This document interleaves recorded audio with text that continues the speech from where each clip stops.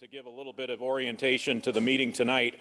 Our chair, John Bergman, is zooming in from Tahoe tonight. I wanted to do a little technical check, make sure that our chair is hearing and able to be heard. Chairman Bergman, are you hearing us and can we hear you? Yes. Very good. Chairman gave me a call earlier today, mentioned he'd be zooming in, so I think it sounds like connectivity is good so far, and as long as that's the case, Chairman Bergman will conduct the meeting remotely. If not, then can hand the gavel off to our vice chair, who will hopefully be here shortly. But I just wanted to issue that as a little preamble to get the meeting going, since we do have the combination of Zoom and in person tonight. So with that, I will turn it over to the chair. Okay, so let's see. Should we hold off bringing this meeting to order until it looks like we don't have a quorum, or do we? I can't tell. We do have a quorum, but I think if you'd like to give it another couple of minutes to see if Commissioner Anderson gets here, that'd be perfect. Maybe we should do that.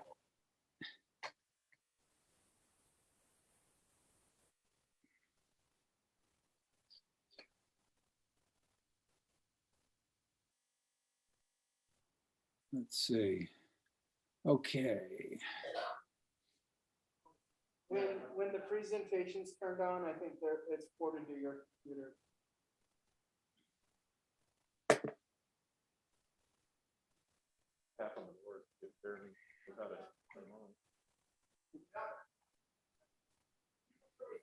Yeah. So when we start the presentation, you'll get it on your monitor.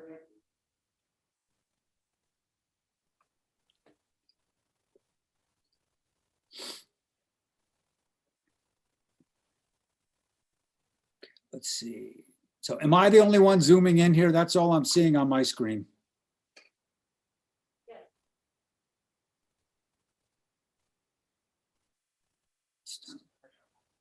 Okay. So of the commissioners, I believe you are the only remote commissioner for tonight. Gotcha. Yeah, the screen's only showing two others. I think in person.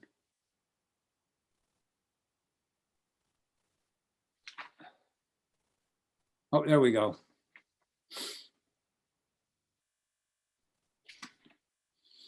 All right.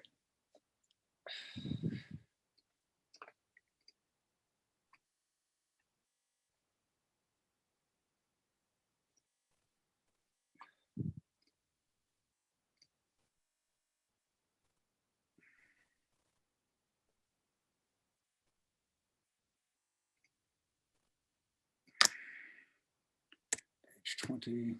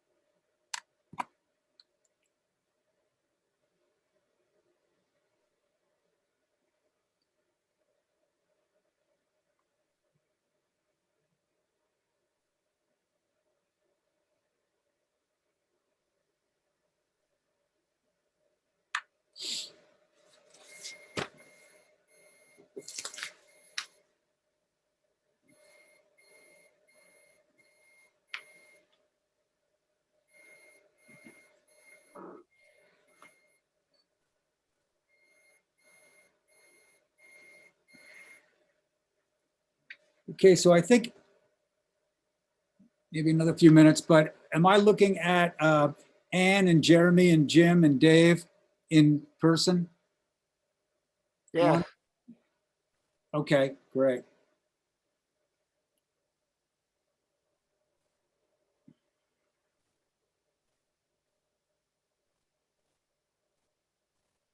There we go. And is that you there, Dina?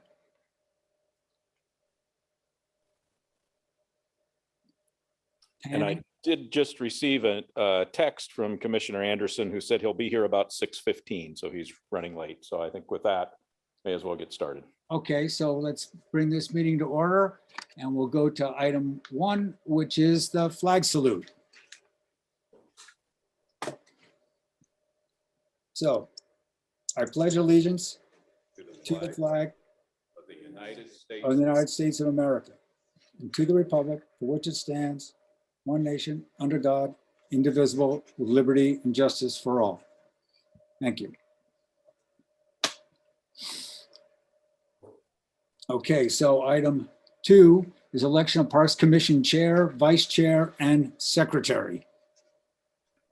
And if I may, I'll give a little introduction to this item. The bylaws of the Parks Commission allow for each of these offices to remain in their position for 2 years. With the vacating of our Lincoln Chair, Gordon Holt this year, Vice Chair Bergman moved up to Chair, and Secretary Anderson moved up to Vice Chair, and we never backfilled the Secretary position. So Chair and Vice Chair are eligible to stay in their position for at least 1 more year. And given that they're partial years, I'll have to find out next year if that's 2, if that becomes an issue. But there is no secretary, so we would at least need to nominate a new secretary. And again, current Chair, Commissioner Bergman, Vice Chair, Commissioner Anderson. Okay, so do we have anybody or a nomination for Secretary? Yeah, John, I'd like to move that Commissioner Bergman continue as chair No. and Anderson continue as assistant chair. And I nominate Dan Carpenter as secretary. No, you don't have to do anything. You're just in line. In 6 years, you might get the job. So given the first motion, I think maybe we'll take it in pieces. Is there a second for Chair and Vice Chair and then move on to Secretary, just the way it's been presented here? Okay, I'll second the Bergman for chairman and Virgil Anderson for vice chair. okay. Any discussion? All in favor? Say aye, please. Aye. Any nays? Hearing no nays, that part of the motion passes, sounds like. And discussion relative to secretary. And we have a motion for Ann Carpenter. I'll by second. Jim Ricker.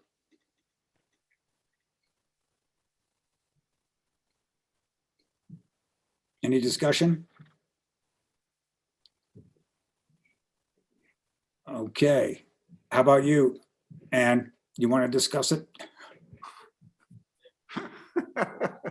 Okay. So shall I call for that vote? Guess so. Sounds like we have a nomination for Ann Carpenter for position of secretary for the forthcoming year. All in favor, say aye. Aye. Aye. Opposed? Hearing none, motion passes. Congratulations, Ann Carpenter. Okay, we're good there?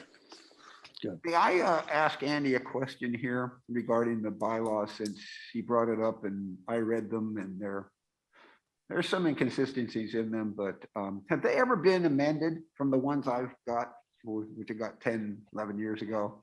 No, we have not revisited bylaws in that, Mhm. yeah, as long as I've been here, so in 18 years.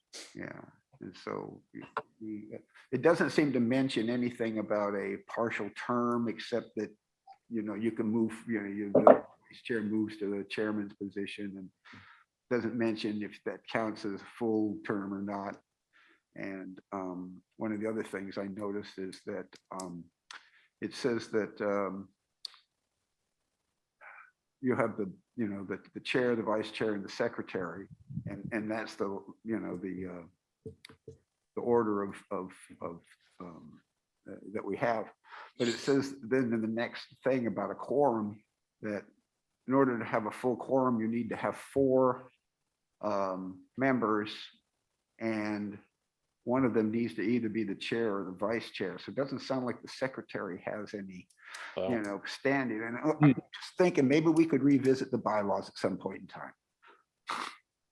a good idea. We'll make that note and take a look into it, bring it back to you. Thank you.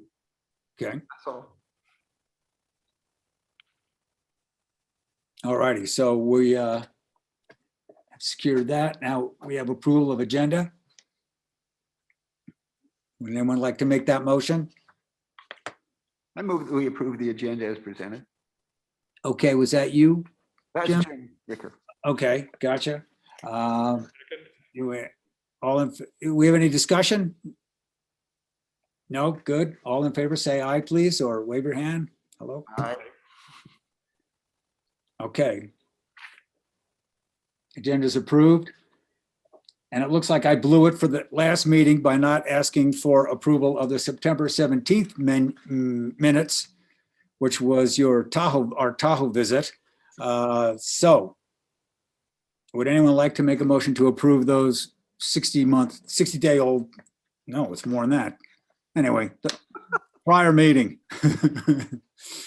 September 17th minutes.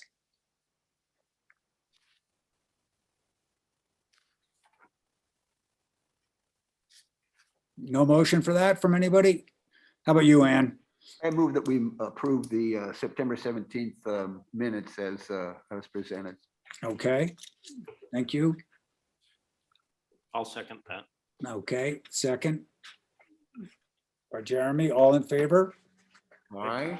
Aye. Opposed? None. Okay. Let's move to the approval of the most recent minutes from July 5th. What is that? September? Oh, I think I might have got these backwards. I'll move approval of the November 18th meetings as. Yeah, I'm reading the wrong thing here. Okay, can we get a second on those minutes, please? I'll second those. All in favor? Aye. Aye. Okay, gotcha. Okay, we move to public comment.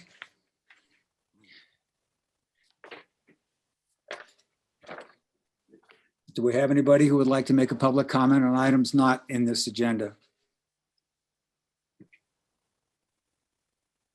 I don't think I hear any, do I? Have one, Dina? Yeah, she says. we have one online Zoom Oh, caller signed up, is that right? Caller, please unmute your mic and speak.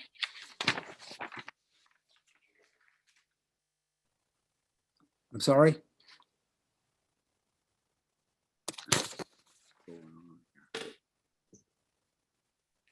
Caller, please unmute your mic and speak. Hello, my name is Frank Mann. Can you hear me? Yes, thank you. Hello?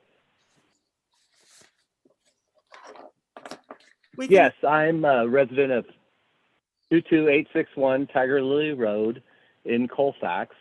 And if you don't know, that's just above the Bear River fishing access. I'm coming before you tonight, commissioners and chairman, to look for an update on the intentions of the county moving forward on the agreement with the state for managing the campground. As you may or may not know, the website for the group campground on the county website is no longer taking applications for the first of the year as they have traditionally.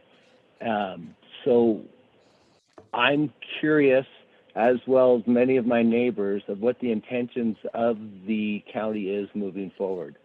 Many rumors have been stated concerning the lack of capital improvements that are slated to be done at the campground, and that the county may not do those. So I'm hoping for an update by staff, either tonight or in a future meeting where we can get it agendized, so that the important stakeholders, including the residents and the people that use the Bear River fishing access, can be addressed, and that we can look at all options moving forward on how that piece property will be managed. If I may, I'll make some comments without detailed discussion because it's not on our agenda, but following the river fire, we have said that prior to opening of the campsites, the day use area, as you probably know, is open as we speak. Prior to opening the campsites, we would have public meetings to discuss the future of camping at Bear River Campground. We expect those to happen late winter, early spring. They will be coming up. And anyone who'd like to be kept apprised of when those public meetings will be can email us. And I'm turning to Dina, our parks. Email parks@placer.ca.gov. And we will get you on a contact list and keep you apprised of when those public meetings will be. Well, I appreciate that, but my bigger question is, what are the intentions and how can we get an update on what the intentions of the county is in relationship to the agreement that's going to expire in November of this year towards the management moving forward? And it's those public With the meetings in Department of which we'll Wildlife. discuss intentions going forward. That sounds great. Thank you so much. Okay, do we have any additional public comment?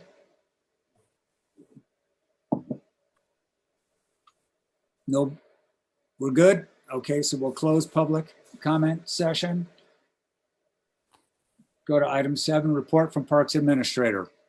Thank you. First and most importantly, I want to introduce everyone tonight to Tracy Hodgson, our new Executive Secretary. She's right here seated. Her first day was Tuesday, which is why she is not up in Dina's chair. So as you know, we announced at our last meeting, I believe, that Dina has been promoted to the Administrative and Fiscal Officer for Parks and Open Space. So she's stepped into our Chief Finance position, and Tracy has backfilled that position. It's wonderful to have Dina still in the house for training and support. Very excited to have Tracy on. We have a long relationship with Tracy, although she's new to Placer County as an employee. She managed the Fastenal account that supplied the whole county with safety equipment, with all kinds of supplies for a number of years. And so we were just really impressed with her customer service. I got all kinds of emails saying, you got to get Tracy, you got to get Tracy. And so the opportunity came up and Tracy applied and we were able to bring her on and snatch her up full time. And we're just very excited about that. So you'll see more and more of Tracy. You'll see Tracy's name on emails about future meetings and things like that. And she'll be conducting the future meetings. So welcome, Tracy. We're excited. Next, I did want to give an update on the Park and Trail Master Plan. After about 5 years of work, we have posted now what we call a final draft. We are still inviting comments from the public on the plan up until the special meeting of the Park Commission to hear the plan on February 10th. So you have agreed graciously to have a special meeting just dedicated to the Park and Trail Master Plan. We're thankful for that. And also on January 27th, we will be having a Zoom town hall meeting. So you'll be able to if the commissioners want to listen in, you're welcome to do that. We'll be able to hear some late input. We want to update people on the plan itself, update people on the changes that we've made, mostly technical, since we took comments back in 2021. So we went through, did a good clean editing, checked the math on everything, updated the maps, took the comments. And so hopefully we've got a really good, clean final draft to present to you and then on to the Board of Supervisors probably in March. So we're really excited to be bringing that plan forward. Lots of work from a lot of organizations. And again, the Zoom town hall meeting, I do want to let folks know how to access that. You can go to www.placerparksplan, all one word, placerparksplan.com, where you can view the document and get a link to the meeting, the Zoom meeting on January 27th. That will begin at 6 o'clock. It will be all virtual. It will not be in person. Gotcha. Did want to update you on a couple of projects we expect to be coming forward to your commission at one of the next couple of meetings. The Newcastle Ophir MAC is meeting tonight, and some of our folks are down there. We are looking at partnering with the elementary school district down there to develop a field at Newcastle Elementary School. So that probably will be presented to you here at your March meeting. Exciting project, one that will be taken on, I think, with some of our own staff and proposing the use of park fees to do that. And the school is eager and ready to take that on and manage it and maintain it. The other exciting project, I think, coming forward, and it's been going to the max and will also be presented to you in March, is the Auburn Recreation District 24-acre park, which is contiguous to their regional park right over here, just the other side of Richardson Drive between here and Dry Creek Road. It's a 24-acre parcel that they wanted to develop for years. They were just awarded a $2.4 million statewide park grant to support that, and they'll be looking for park dedication fees from the Area 5 Meta Vista Auburn area as matching funds to those park dedication fees, or to the grant that they were awarded. And with that, that's all I had for tonight. Andy? Yes. I was reading in the paper a while back, way long ago, because we had a service for about a month up where I am. And I read about the grant for Yankee Jim's Road, the bridge area, parking and all that. And is Parks Division Department have any dealings with that? Are you involved with that at all, or what? Only at a tangent. So it's a project by Public Works. The bridge engineers are the lead on the project to replace the Yankee Jim's Bridge. Mhm. I am aware that they are applying for grant funds to improve the trailhead parking down there and the parking capacity. And it's my understanding that once that whole project is complete, it would be part of the inventory of the Auburn State Rec area, which would be under the ownership of the Bureau of Reclamation and Management of State Parks. The reason it caught my eye was they listed all the things that they're going to do, but there's no listing, mention of a restroom. And I'm thinking, you gotta have restrooms wherever you are, because we'll have people gathering, it'll be ugly. Thank Yeah. you. I just wanted to find out. Let me circle back to the project engineer and I'll get you an update.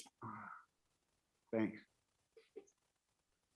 Do we have any other comments or questions of Andy during his information presentation? I have one quick one relative to the recruitment for a director. Do you want, how's that going?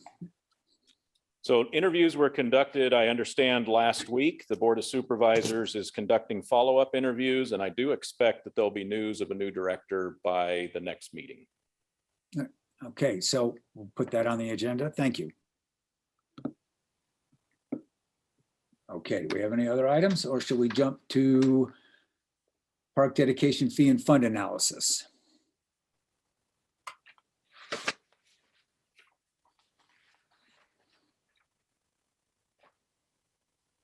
Revenue has continued to come in at a pretty even pace in all of our park fee areas.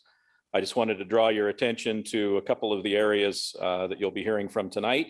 The Forest Hill Todd Valley area, you see a fund balance there of 154,000. Lisa and Commissioner McCollum, I believe, have worked with the Forest Hill Park Subcommittee to prioritize projects for use of those park dedication fees, and you will hear that presentation coming up tonight. The Meta Vista Auburn, as I mentioned before, you see a fund balance there of 640,000. I believe they will be asking for a little over $400,000 as matching funds. I have had conversations with their general manager for several years. They've had that on their 5-year plan, so we have been aware that that's a pretty big ask. It's probably their biggest ask they've ever made, but we have anticipated it for a number of years. We expect that to come forward to you next month. Also, for Newcastle area, 263,000 fund balance, and that would be the account that you will hear a request, I believe, of $175,000 for the Newcastle fields. So that leaves some funding there. One of the other projects that we have on our capital improvement list is what we call Ophir Creekside Park, a small parcel that we have next to the Lozanos Bridge in Ophir. So that would, we also dedicated 200,000 from that account to the Hidden Falls expansion. So they've contributed pretty well to the Hidden Falls expansion. Looks like we can meet all the needs of the demands we're hearing from in that community and build those fields. With that, I'll turn it back and see if there's any questions about the park fee report.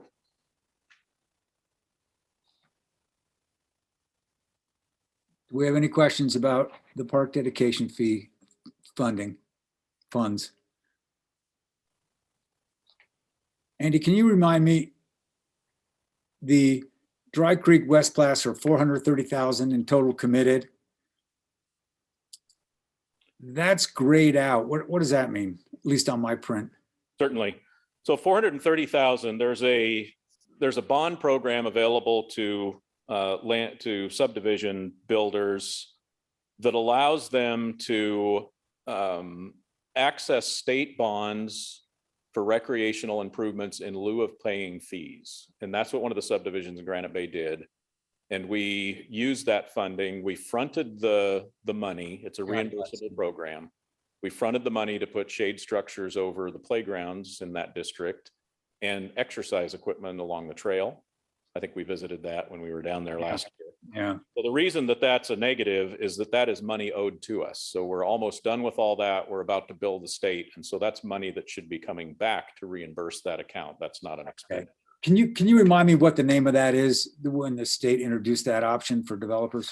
There were two. The first was called SKIP. The second program was called BOLD. And I don't remember the acronyms, what they mean, but going forward, it sounds like it's that BOLD program that's emerging as the one folks will use going forward.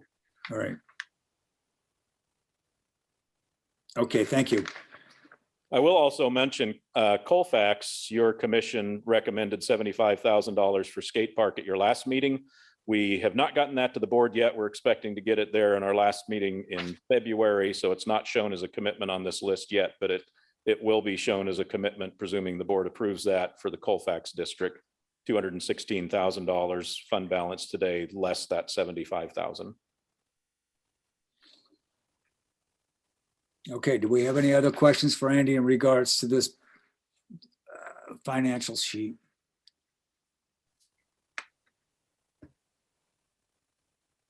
Okay, hearing none, I guess we'll move on.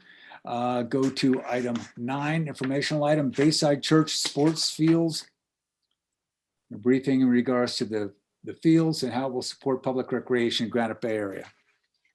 If I may just give a brief introduction to this item, it is an informational item.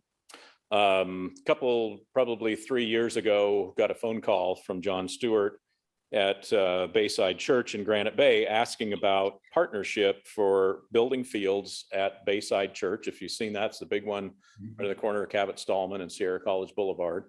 And so naturally I said, well, are you looking for funding? What are you looking for us? And he said, no, we just want to, we're funded. We're ready to go. We just want to know what would be the most helpful.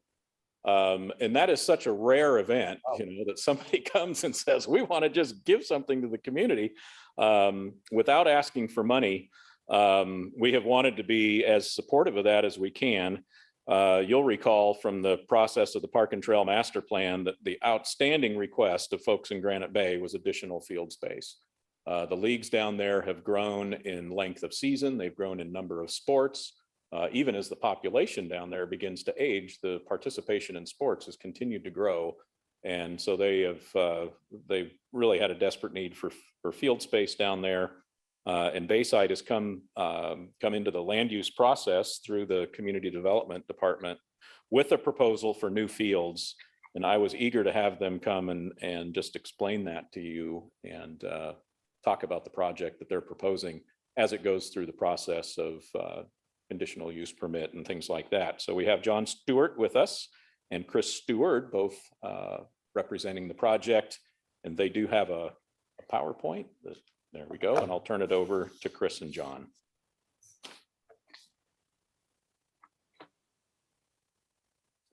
Thank you, Andy, for that great introduction. Good evening, Chairman and Commissioners. I am John Stewart. I'm the Real Estate Director for Bayside Church.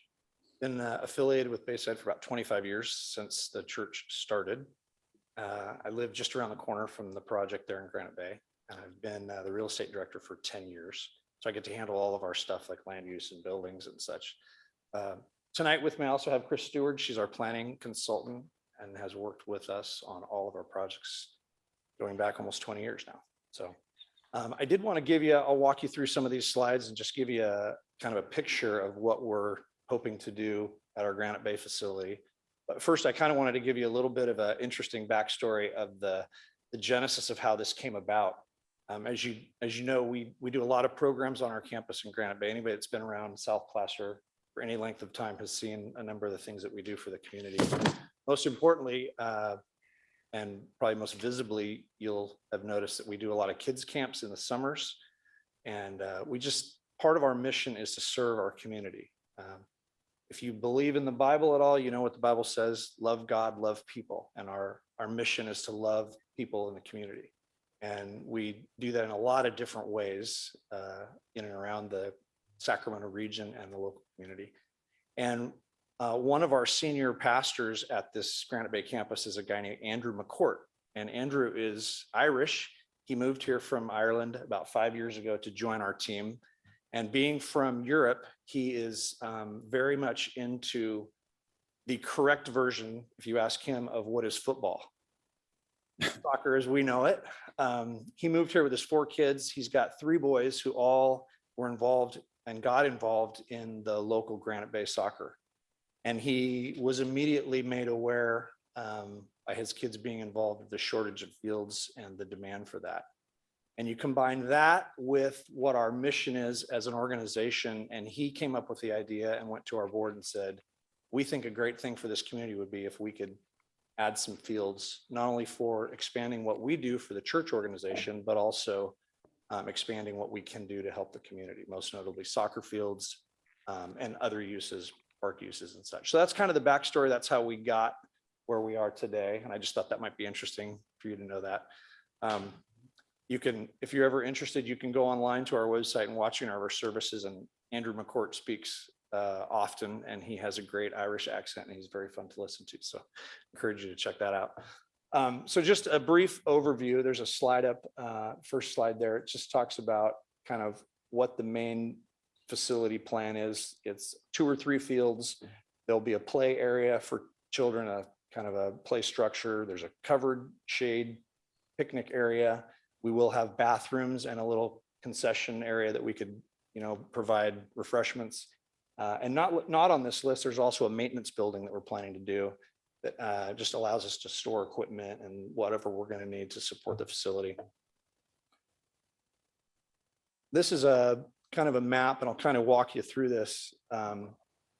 If you notice to the far right, that would be looking south. And what you see where that kind of that dotted line is, that's the north end of our existing parking lot. And the area where the new trees are butting up to where these new fields are, that will be new developed parking, as well as the parking that will be around kind of running along Cavett-Stallman to the east there. And then Sierra College is on the west at the bottom of your screen here. And then this passive recreation area is at the north end. So the area where these fields are located is, if you're familiar with the site, and I'm sure most of you are, if you're going north on Sierra College from Cavett-Stallman, that's a big kind of that's a big open space currently that just has a couple drainage swells that go through it. And that's where, if you drive by it all in the summertime, you'll see that's where we stage a lot of our kids camps and the outdoor recreation stuff that we do associated with our kids camps. And that's where we're proposing to have the main portion of these improved fields will be down in that area. And then you'll kind of see as you move north, you can see where the play structure area will be, and the covered shade structure for picnic area. And then kind of a little further to the east is the concession building. And then the area north of what I would call the ring road, which is that road that kind of comes off of Miners Ravine and Boulevard, Sierra College there, and kind of goes into our north parking lot. That whole area north of that is we're proposing to be what we're calling a passive play area. It's just, there's no improvements there other than the parking area that you see. There'll be no improvements there other than we'll use that to do some of the things that we currently do in this field area where the new fields are going. Some of the stuff we do where kids just do active play in the dirt. So that's there's no other improvements that we're planning to do in that passive area. So I think that's kind of it on the map. There's another couple views here I can just walk you through. This again is just another kind of aerial view showing the different ways the fields can be striped. Soccer, lacrosse, larger fields, smaller fields, depending on the age groups. A couple things to note, we are proposing, we did quite a bit of analysis about the cost of sod versus synthetic turf and the cost of ongoing maintenance and water issues. And we came to the decision that it would be the best thing for us and for the people that are using the fields if we could afford to do synthetic turf. And so we kind of ran the numbers, and we actually partnered with an organization on the East Coast that provides the turf material at a lower cost for nonprofits. So partnering with them, we were able to get the cost down where we felt like it was worth it to spend the extra money on synthetic fields. So we're proposing to do all synthetic fields. And then also, when we first started this process, one of the other big feedback items we got from the clubs and people interested in parks was that the use of soccer being in the fall can greatly be expanded by lights. And so we added a light component, and we're proposing that this whole area, both sides there, be lighted. And we've gone through some extensive research that the county's required for photometric studies and all that, and come up with a pretty good plan for that. And then this is just another shot here of aerial shot of the play structure area, kind of showing the road coming in off of Sierra College.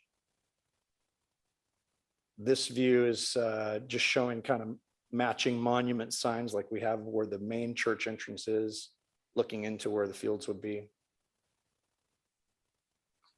And then just a couple other bullet points here. We obviously would be having these available for the community. Reservations will be required.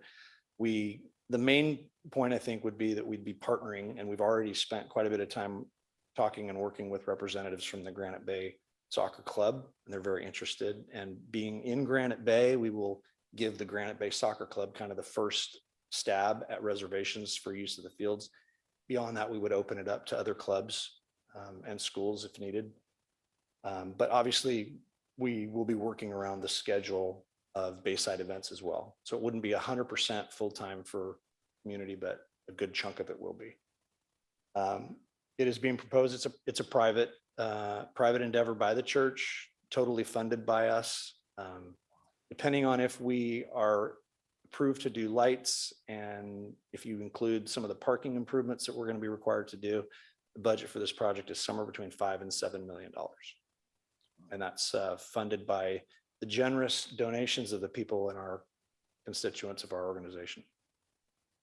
The next bullet there is just a note that we are scheduled currently to be at the Granite Bay MAC and then at the Planning Commission for approval in March, first part of March. And we plan to be building this project this summer. So really appreciate your time. I'm happy to take questions. If you have technical questions, Chris can be here, but just really wanted to give you guys an overview of what we're planning to do. And we appreciate the support of the commission as we go through these public hearings. Any questions? So what do you see as the county role in this? Just being supportive? In terms of the Parks Commission or the county in general? The Parks Commission. I think, Andy, maybe you could speak to that, but I don't think we have really any expectations of the Parks Department. I'll say a couple words, sure. One of the reasons we did want to bring it to you as an informational item is because, you won't be making a recommendation, as it's purely a land use recommendation without the park fees involved or anything like that. So you won't necessarily have a formal role in it, but it's a big enough project meeting one of the key needs that showed up in the Park and Trail Master Plan that we wanted to bring that forward. Wow. Okay, commissioners, we have any comments? I have a question. Are you going to be charging for the use of your soccer fields? Yeah, we'll be renting the fields to the clubs, and we're hoping to get to a net zero. So We won't be trying to fund any of the improvements, but we will be trying to fund the ongoing operational costs through the renting of the facilities to the clubs. Yeah, because we've, over the last a year or two, we've looked at all of our fee structures for rents, and you may want to talk with Andy about, what's fair and comparable and all that. Yeah, and we've done that. We've continued. That's an ongoing conversation. And Okay, the good. county, the parks staff's been great to work with and helping us with that. So thank you. This is great. Yeah, it sounds like a fabulous project and not inexpensive. And it will be administered by church staff, or you're gonna hire basically a parks manager to take reservations and administer maintenance and security and everything else, or it's a big task, it looks like. It is, great question. And we've been talking to different folks like Andy and others about how to best go about doing that. And we're working on a plan for how we're going to do that. Currently, we're planning to do it with our staff. If we can do that, we will. If it becomes too big of an issue and we need to bring in a third party, like a manager kind of situation, we would do that. Gotcha. And you have not been to the Granite Bay MAC yet, or is this the second visit you're going to have next month? We were there as an informational item, Chris, maybe a year and a half ago. And so it will be our second time there. Gotcha. Wow. Well, it sounds fabulous. Thank you. Yeah. So we've been in contact with all of the people that live kind of on, I shouldn't say all, we've been in contact with some of the folks who live along Cabot Stallman there. And most of the folks that we have talked to have been supportive of both the property for soccer fields and the lights. And it sounds funny that might be the case, but most of the folks that live along there are already used to Bayside being there. And most of the folks appreciate what we do for the community and their support of the project. I have a quick question. Is some of the existing use of all that land, do you just have a lot of drop-in traffic, kids just showing up and hanging around? Not really, because it's unimproved. It's, when we're not doing events there, it's really just dirt, it's just an open field. And so, I mean, yeah, sometimes you'll see kids out there with their dogs or people playing around or flying a remote control airplane or something like that. But not really. It's other than when we have our kids camps there, it's really not used. Gotcha. But it didn't look like in any of those renderings, there's any external fencing or perimeter fencing. That's correct. There will be some fencing to keep balls and stuff within the field areas, and there'll be some fencing along Sierra College just for some security, but it will function not unlike a park where somebody could just be on the sidewalk or the bike trail and walk in there and use the play structure, use the picnic area, be on the field if there's nothing going on, and we wouldn't restrict that. It'll function largely like a public park that way. Yeah.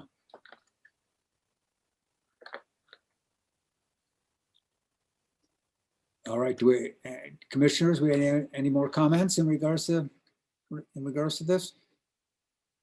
I think we look forward to hearing your progress at the MAC coming up and down the road, and love to see this back on the agenda. Great. Thank you for your time, and we appreciate your support. Thank you.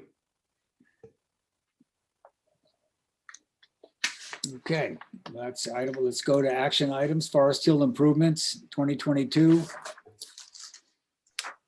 Just going to do a brief introduction to both of these next action items on our list are both projects that we are taking on in-house as the Parks and Open Space Department. And I'm going to turn it over to Lisa Carnahan for the first one to discuss projects, priorities, and requests for funds at Forest Hill. And then to Dan Fauner for the project in Granite Bay at Feist Field and at Feist Park and the request for funds there. I did want to say, just leading into these two items, normally, with outside applications, you do see a more formal application that folks asking us for money do submit, and we as our own organization don't put those reports together just for the sake of efficiency and saving money when it's our own project here to describe. But I do want to say that we typically, in terms of matching funds, where we look at matching funds for other projects, we're not listing matching funds per se for these two projects, but we do manage them. The staff time is offset by our operating budget. So when we get the park dedication fees for these projects that go into our own capital projects, typically we don't dwindle that by our own staff time. If our staff is doing the actual physical work of building in the field, it does. But project management, overhead, all that, we tend to absorb in our operating budget so that we maximize the use of the park fees on the ground. With that, I'd like to turn it over to Lisa Carnahan to explain what's going on in Forest Hill. Good evening, everybody. Let me move it on. So Forest Hill Park improvements. Here's the beautiful park and the gazebo out there. And Dan was nice enough to put together a nice Google Earth slide for me. So thank you, Dan. So this is the park that the county owns and operates in Forest Hill. And way back in 2016, they started the Parks Subcommittee up there as a subcommittee of the Forest Hill Forum, the MAC up there, to look at things that are going around in Forest Hill, everything on the divide. They wanted to look at what's happening with the master plan and provide a plan for what they wanted to have done in the park.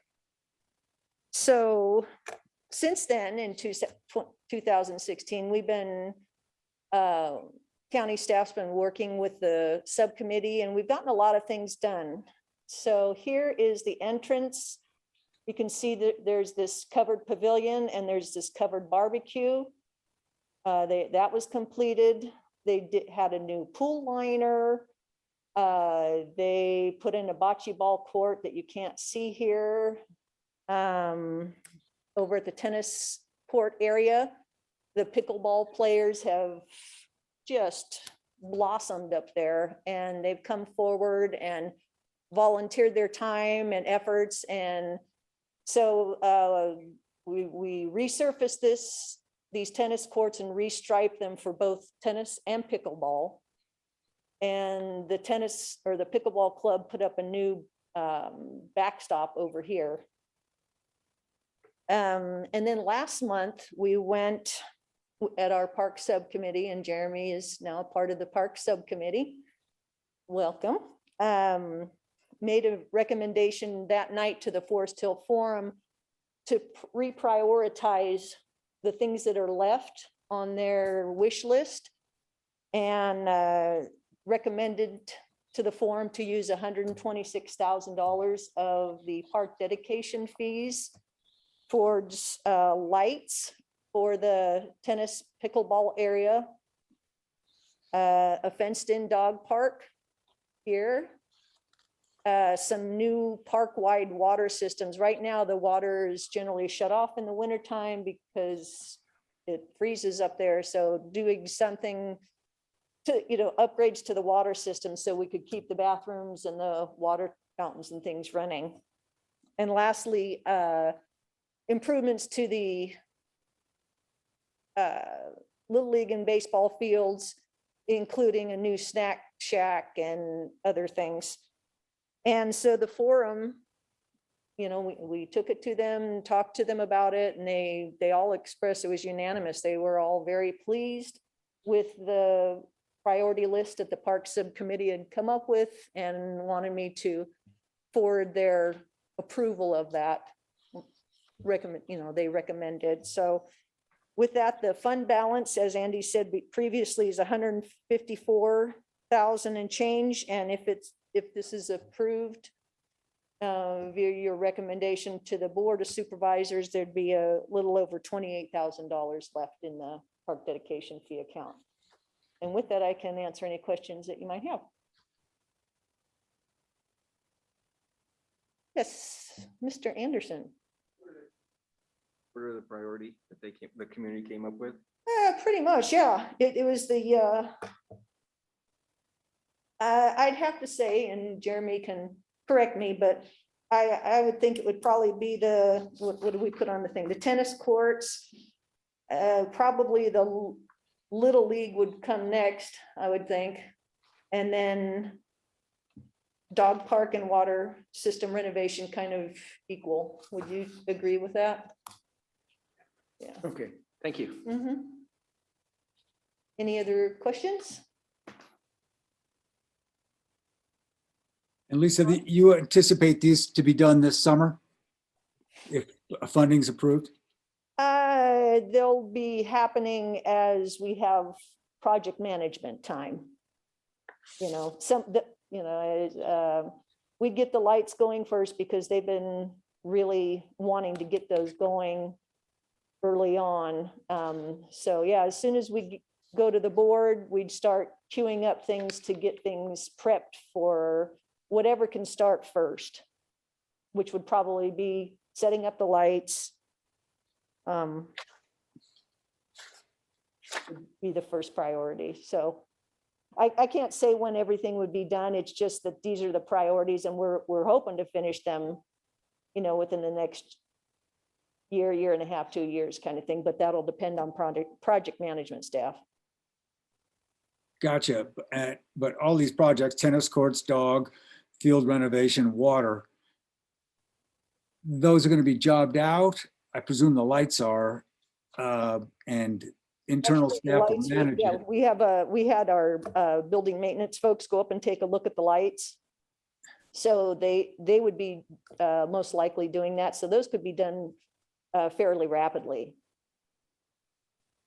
Oh, by county staff, Correct. what you're saying? Yes. Wow, great. All right, okay. All right, do we have any other comments or questions for Lisa? Okay, hearing none. Would anyone like to make a motion to approve $126,000 from Recreation Area 4 for the Forest Hill Park improvements? You want to do it? I'll motion to approve that. Okay, we have a motion. Jeremy, do we have a second?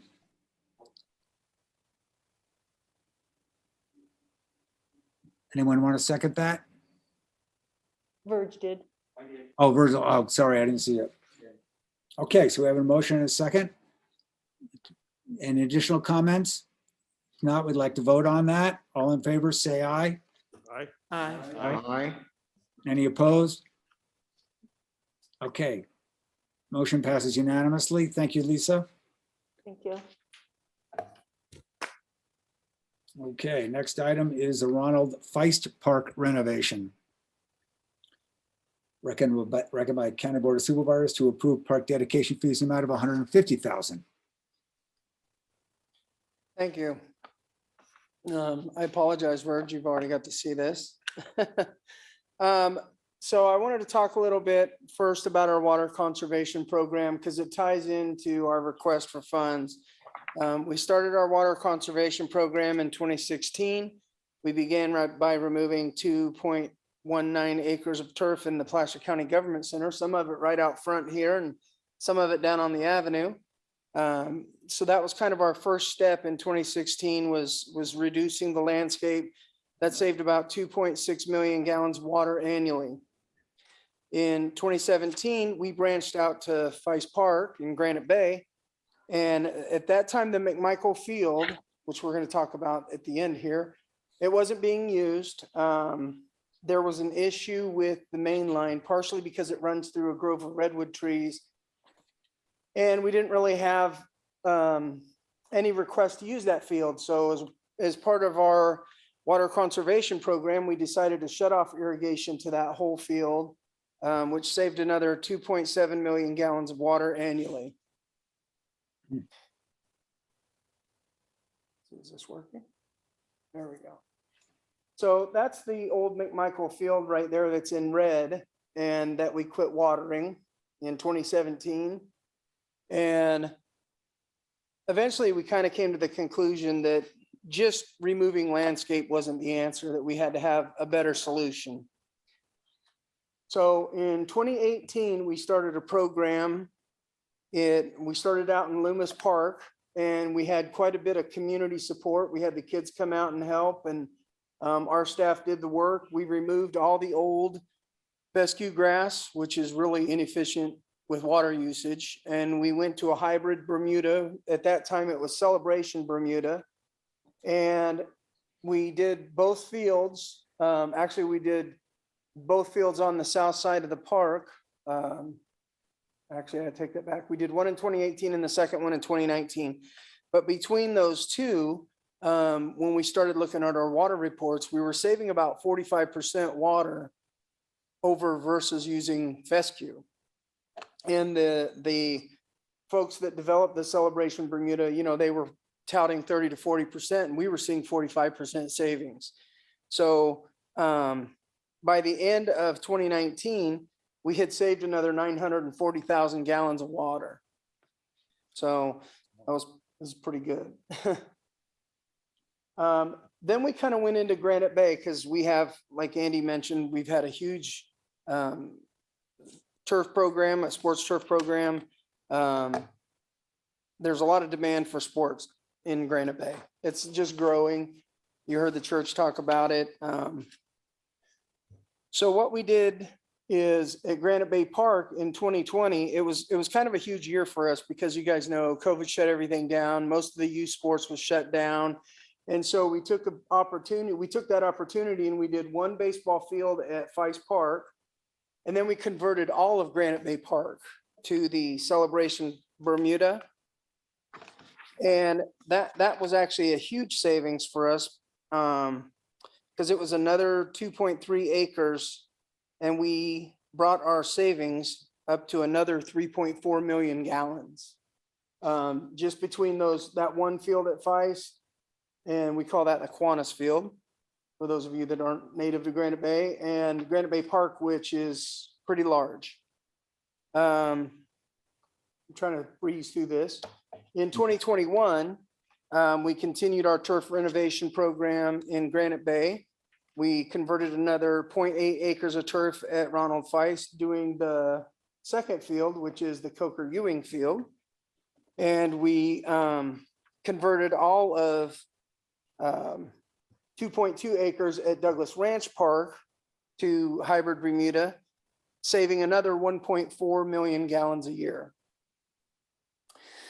So since we started our water conservation program in 2016, we've saved over 43 million gallons of water for Placer County and the residents. Quite a big chunk of that alone, Granite Bay alone has been 21 million gallons. So our water conservation program is paid off. Now, part of the problem with that is that we are still receiving an overabundance of requests for fields. So with our conservation program being so successful and getting a lot of pressure from the community, we've decided that what we'd like to do is bring back the McMichael Field. All these renovations that you've seen, we've done in-house with the in-house budget. We've used our maintenance budget. We've used, our staff have done it. The board has been very kind to give us all the tools we need to do field renovation work. But McMichael Field is going to be a much larger project. One of the reasons that we quit using it or quit watering it back in the day was because it was inadequate irrigation system. So the irrigation system for that portion of the field needs to completely be redone. And that's part of why we're coming to the commission today is we're looking for $150,000 to renovate McMichael Field, which is this one right here. We've already started renovating, which one is that? Oh, Nashfield, I'm sorry. They all have special names in Granite Bay. So we've already started renovation of Nashfield. Our renovation team started on that probably a couple of weeks ago.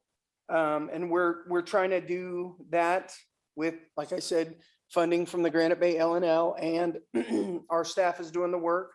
When they did the other two fields, they redid the complete irrigation system on those two fields. They're amazing. The water we're saving, like I said, 43 million gallons so far. But we're asking for $150,000 from the park dedication fee to redo McMichael Field and bring it back. It would require us to move a few of these redwoods because that's where that main line goes through. And it's just an unfortunate, but we can't, we can't get that field back in the way. We can't put all this money into it and let it, look poorly.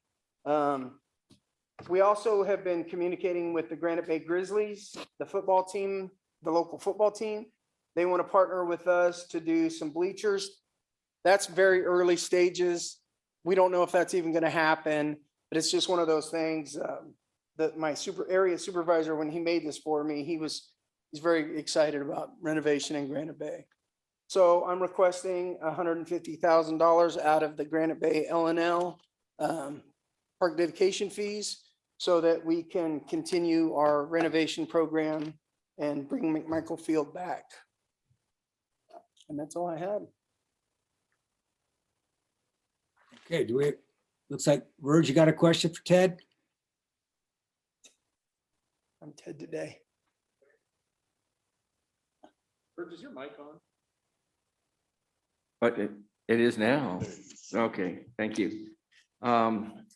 In your Google Earth drawing, the redwood trees are kind of still there with a bleacher superimposed. Any thought with keeping the redwood trees in back of the bleachers? Yeah, we would absolutely keep all those redwoods in the back. We do have, I think, 4 or 5 that have to go no matter what. The majority of the grove is going to stay. And then if the bleachers do happen, one of the conversations we're having is Granite Bay Rugby wants to come in and through this line, put in some more redwoods to compensate for what would need to be removed for the bleachers. I don't know if that's going to happen or not. Part of what they do, I know they've done a couple bleachers at a couple other facilities that they rent, but they get concessions. And here that's not a thing that would happen. So whether or not that ever comes about, we don't know, but we're going to remove 4 or 5 of those. The rest of the grove is going to stay. And then if the bleachers become something we need to discuss, then we'll have that conversation later. And then I'm assuming this might pass tonight. If it does, would you make a presentation to the Granite Bay MAC? I did do kind of a brief presentation, and one of the things that we've done is we've purchased some equipment for our construction projects like this that take time-lapse photos. But I could certainly go back to the MAC and talk to them about, our intentions to move forward with the program. This drawing is superior to the one that you showed when you were there. Yeah, And I think they could relate to this. yeah.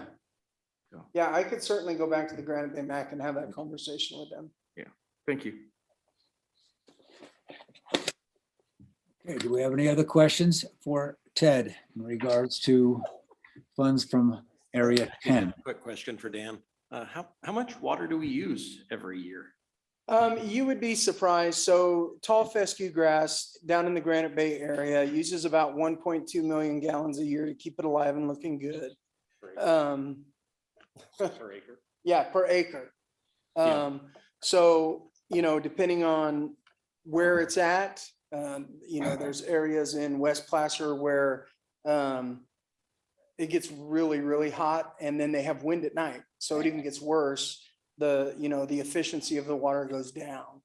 In fact, next year, I think, or next year, we're probably going to look at doing the Dry Creek Park because it's growing and growing. And when we do new phases at Dry Creek Park and moving forward, we're recommending hybrid Bermuda basically everywhere that it's sustainable. But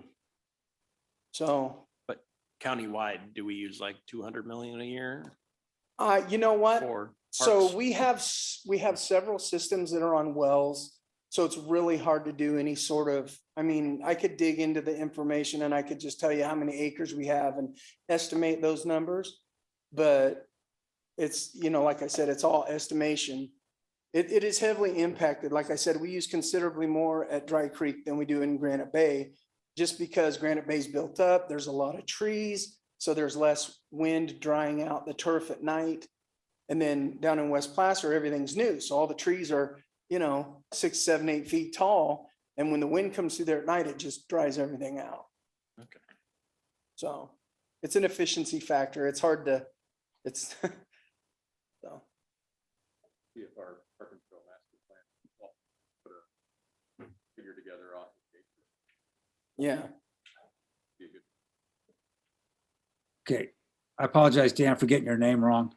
Oh, that's. Uh, okay. In the meantime, can, Andy, you remind me how fast Area 10 renews its dedication fees?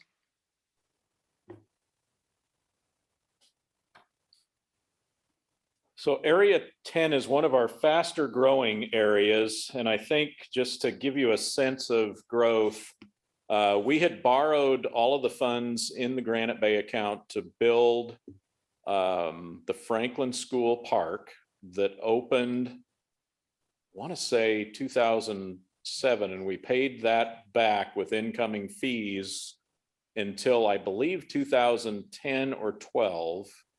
And then, so you had I believe we had a zero balance paid off at about 2012. And so it's grown to the 1.2 that it is today over that amount of time. So it appears we're bringing in roughly 100,000 a year in Granite Bay. Gotcha. So this represents about 12% of the fund, money on hand, it sounds like. So sounds like an easy call to me. And any costs that exceeded that 150, we would look toward reserves in the Granite Bay Lighting and Landscape Assessment District to make up any additional if needed. Okay.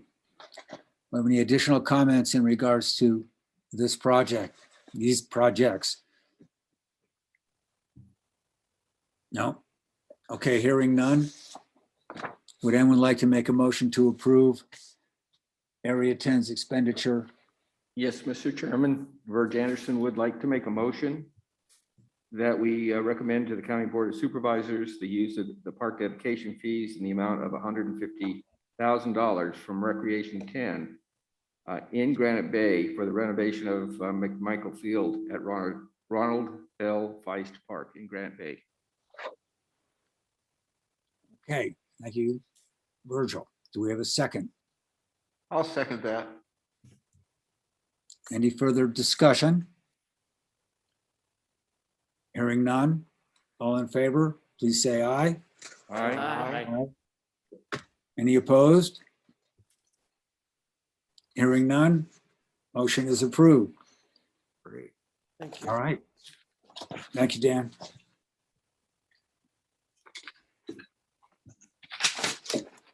Okay, where are we?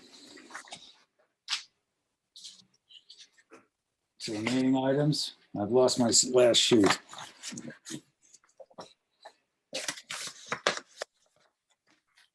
That would bring you to commissioner comments. All right, thank you. Commissioners, would you like to say anything? I would like to ask, Andy, can you remind me of the front part of the meeting, the presentation schedule for the master plan? So rolling it out in the next couple of months? Yes, we will have a virtual town hall on next Thursday, January 27th at 6 p.m. and a special meeting of the Parks Commission February 10th, which is also a Thursday at 5:30 p.m. It will be both Zoom and in person like this meeting. And then we expect it to go on to the board at some point in March. Will that town hall meeting be here? The town hall is all virtual, so there is no, Okay. there's no location. Okay.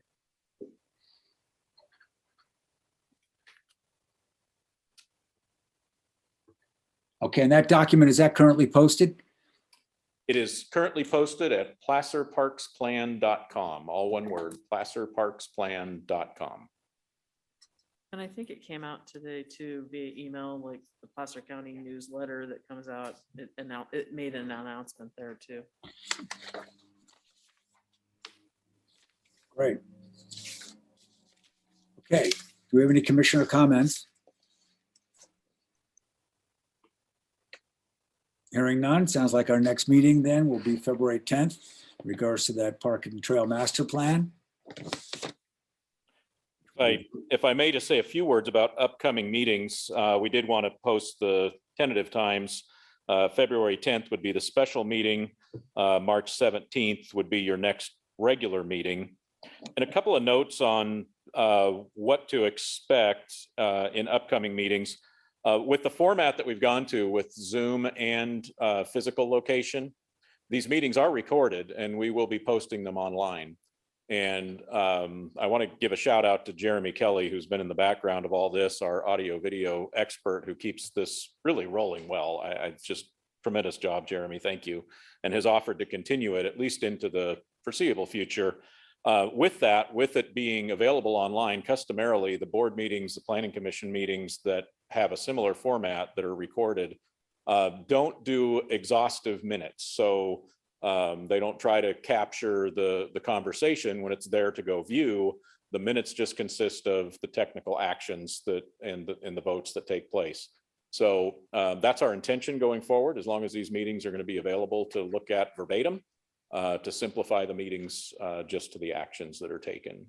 So that's one thing.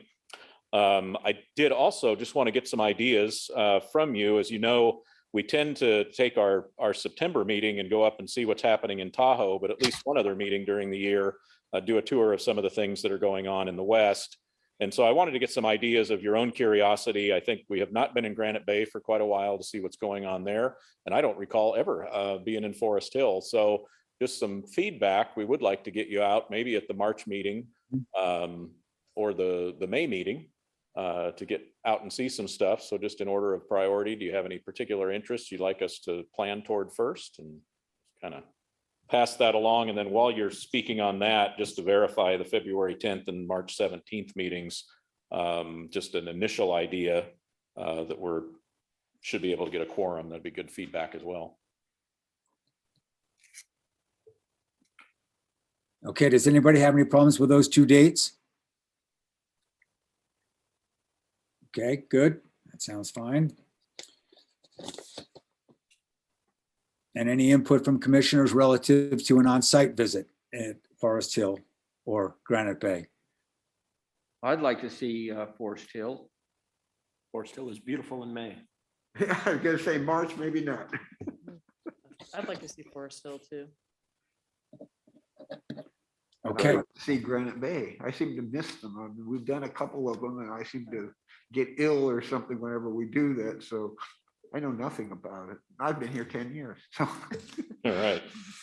We'll definitely get you to both, but I am hearing hearing a couple more votes for Forest Hill. So maybe we'll put that one first well, in May. in May. right, okay. You know what, I thought I would make mention that I actually did sit in on the interview for the new director. I appreciate you letting me do it. It was a great experience. I wasn't sure what to expect, but hopefully moving forward, they'll come up with the right candidate. So, but it was I don't want to say fun because that doesn't seem like the right word, but it was a very diverse group of people that sat on the committee, and I think we kind of all came to some of the same conclusions. So I felt like I said, I felt pretty good about it. Yeah, may I ask, Ann, how was the response to the recruitment? That part, I'm not sure, because the group that we had the final 3 candidates for Nice. that. So, and they didn't go into a ton of background on, everybody, but it sounded like, they had quite a few and then narrowed it down. So, To the 3, great. Well, thank you for serving there. sure. Yeah.